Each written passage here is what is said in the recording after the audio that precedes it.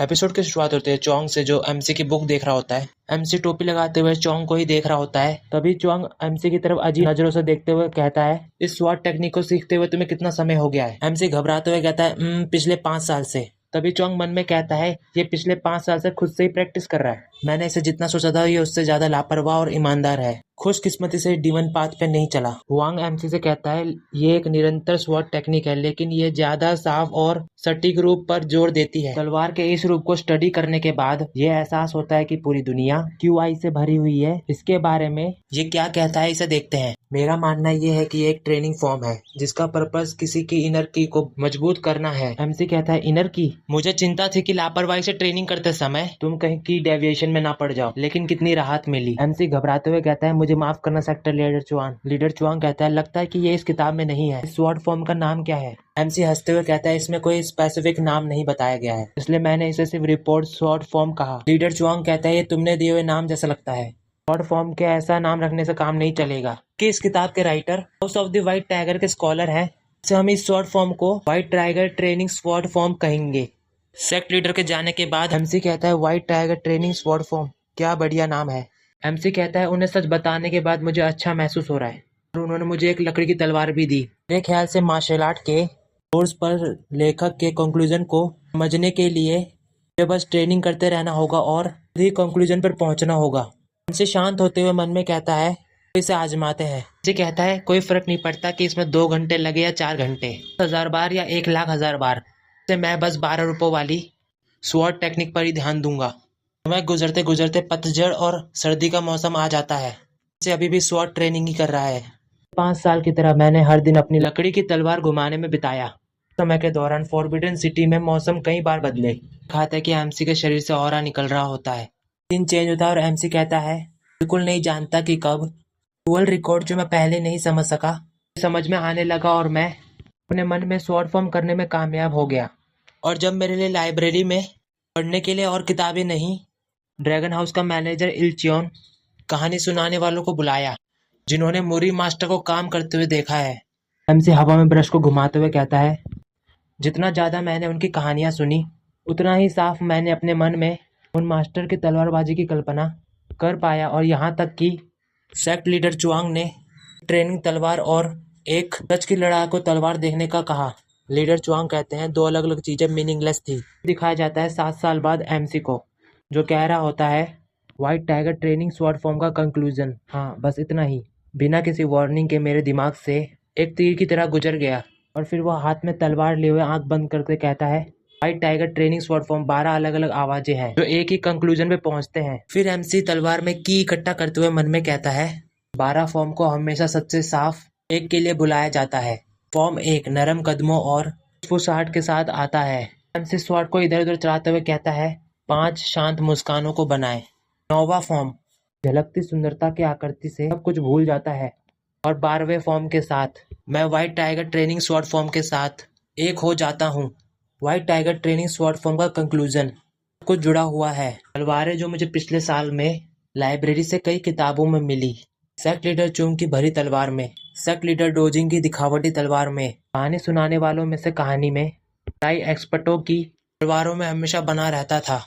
कोई लॉजिक नहीं, कोई सबूत नहीं, कोई कारण नहीं। रूपों का सेपरेशन और तलवार का मार्ग, सब कुछ बेकार है। इसका यही मतलब है कि स्वर्ग और पृथ्वी की से भरी हुई है, जैसे अंधकाल की ओर झुकाव।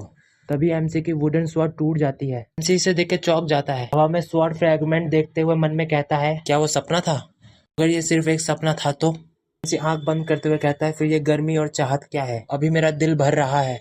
एमसी फिर आसमान को देखता है और अचानक से आंख पोंछते हुए कहता है, आंसू के साथ एक बड़ा आदमी जो एक स्कॉलर है। एमसी थोड़ा शर्माते हुए कहता है, क्या शेम की बात है? और एमसी को तभी ध्यान आता है कि उसे लेट हो गया है और कहता है, शाम हो भी गया? बाहर आते हुए कहता है, जो भी हो, वो लकड़ी की तलवार टूट गई। अब सेक्ट लीडर हुआंग को मुझे क्या कहना चाहिए? तभी रास्ते में उसे यूंच मिलता है जो उसे गुड मॉर्निंग कहता है और एमसी इसे देख के चौंक जाता है। वो यूंच पार्क, क्या गुड मॉर्निंग? फिर सीन चेंज होता है अजूरे ड्रैगन हाउस की तरफ। एमसी कुछ लिखते हुए कहता है, तो ये कैसे हुआ? मुरोंग परिवार के लीडर ने डुअल एक्सेप्ट कर लिया। एमसी का दोस्त हंसते हुए कहता है, खैर रेपुटेबल मुरोंग फैमिली को आयरन फैमिली गिल्ड के साथ आमने सामने की टक्कर से बचना था।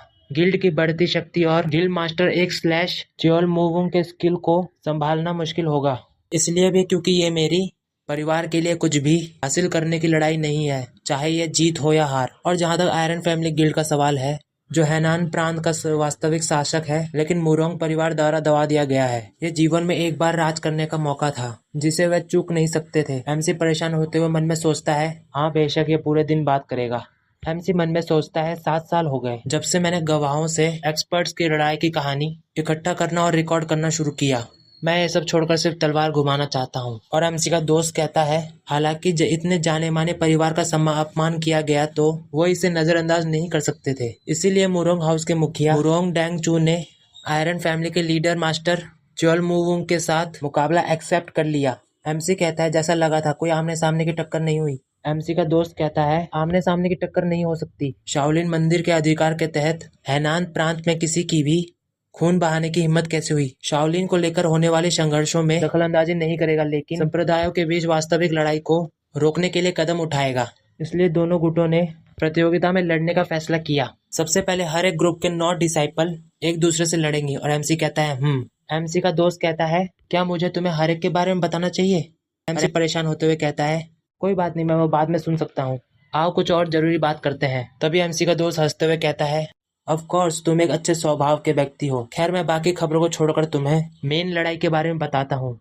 एमसी मन में कहता है, खेलों ने जो भी किया हो पर रिजल्ट तो नतीजा तो लीडर के बीच की लड़ाई से होना था। तभी दिखाया जाता है दोनों लीडरों को जो मंच पे खड़े हैं और बताया जाता है मुरोंग परिवार के लिए स्थिति थोड़ी खराब सी है। पहले डिसाइपल मुरोंग जिंग बेतुके तरीके से हार गए और कई छोटे संप्रदाय अबान ने उन्हें पूरा किया और अब उसे च्योल मूवुंग के ब्लेड के खिलाफ लड़ना है। और यह है 1/ च्योल म्यूव्यूंग। जैसा कि सोचा था, मूवुंग ने सबसे पहले हमला करना शुरू किया। मूवुंग एक तेजी से हमला करता है लेकिन मुरोंग डेचुंग उसके सारे हमलों को आराम से रोक लेता है और मूवुंग के ऊपर तगड़ा हमला करता है।